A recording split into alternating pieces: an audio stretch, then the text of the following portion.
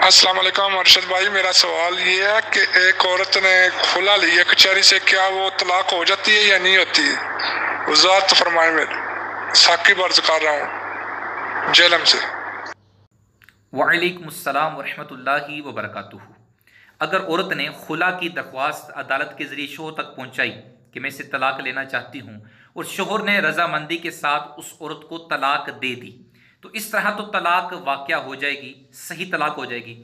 اور اگر شوہر کے طلاق دیے بغیر خود ہی عدالت نے طلاق دے دی تو اس طرح طلاق واقع نہیں ہوگی۔ اور اس طرح کی طلاق کے بعد اگر عورت نے کسی اور جگہ نکاح کر لیا تو یہ حرام اور زنا میں شمار ہوگا، کیونکہ اللہ پاک نے طلاق کا جو اختیار ہے یہ مرد کو عطا فرمایا ہے۔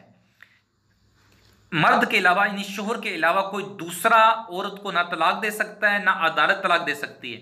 جی ہاں، اللہ پاک نے قرآن مجید میں سورہ بقرہ کے اندر ارشاد فرمایا الذی بیدہ عقدۃ النکاح، اور وہ جس کے ہاتھ میں نکاح کی گرہ ہے۔